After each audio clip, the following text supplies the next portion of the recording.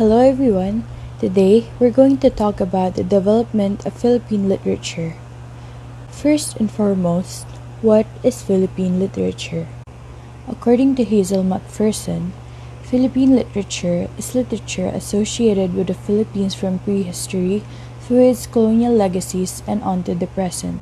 There are three periods in Philippine literature: pre-colonial period, colonial period, and post-colonial period. Pre-colonial inhabitants of our islands showcase a rich past through their folk speeches, folk songs, folk narratives, and indigenous rituals and mimetic dances that affirm our ties with our Southeast Asian neighbors. Folk speech. Folk speech refers to the dialect or style of speaking unique to people living within a geographic area. The folk speech of an area may be differentiated from other regions by variation in grammatical, phonetic, and lexical features, along with other forms of traditional cultures such as music, dance, and folklore. Folk speech plays a role in conservation of our culture. Some types of folk speech includes proverbs, epigram, riddles, and folk songs. The riddles or bugtong is a form of guessing game that has been a part of folklore of most cultures from ancient times. Philippine proverbs are traditional saying or maxims used by Filipino based on local cultures, wisdom, and philosophies from our Filipino life.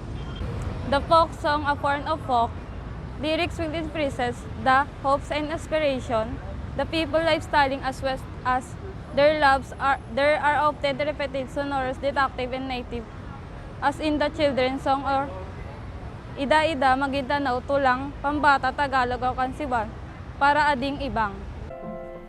Pagtulog na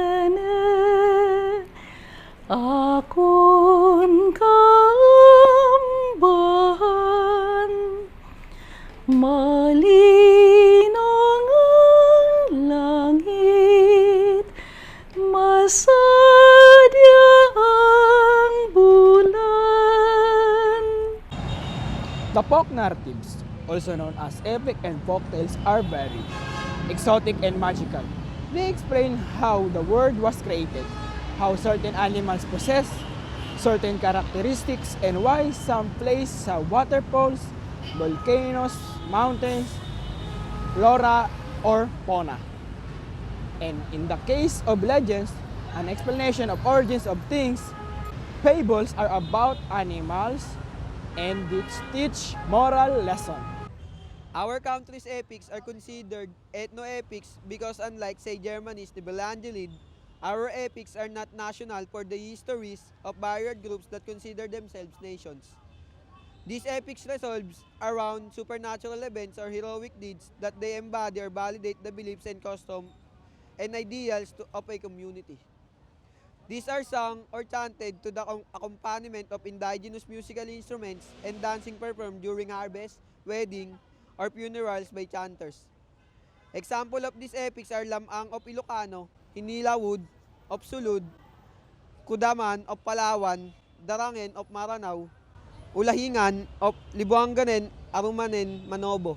While it is true that Spain subjugated the Philippines for more mundane reasons, this former European power contributed much in the shaping and recording of our literature. Literature in this period may be classified as religious prose and poetry and secular prose and poetry.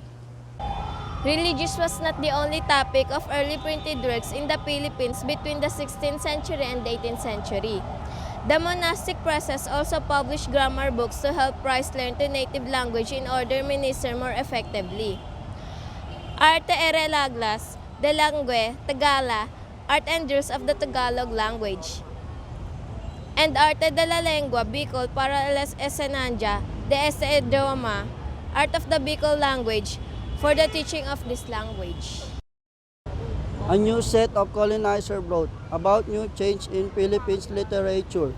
New literary forms, such as free verse in poetry, the modern short story in the critical essay, were introduced, American influence was deeply intertwined with the firm's establishment of English as the medium of introduction in the old school and with literary models that highlighted the writer individually and computed conscious of craft sometimes at the expense of social consciousness. The last rose, American colonialism, saw the flourish of Philippine literature in English at the same time with the introduction of new critical aesthetic made writers pay close attention to craft and indirectly engender and disparaging attitude toward vernacular writings attention that world record and contemporary period.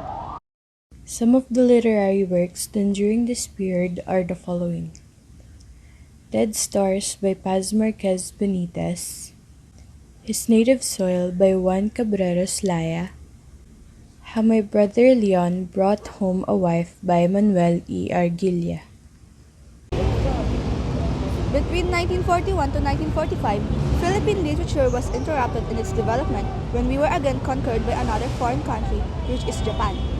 Philippine literature in English came to a halt. Victoria Abelardo has described Filipino writing during the Japanese occupation as being pessimistic and bitter. During the occupation, publications were censored by the military. Also, Tagalog was declared as an official language together with Nihongo. In effect, Philippine literature in English came to a halt. Some Filipino writers then turned to writing in Filipino. The short Tagalog story reached its maturity during the period. The best works were compiled by the Diwayway magazine editors in Ang Pinakamabuting Maikling Kathang Filipino ng 1943, which came out in 1944. It is a collection of stories that won a contest sponsored by the Japanese.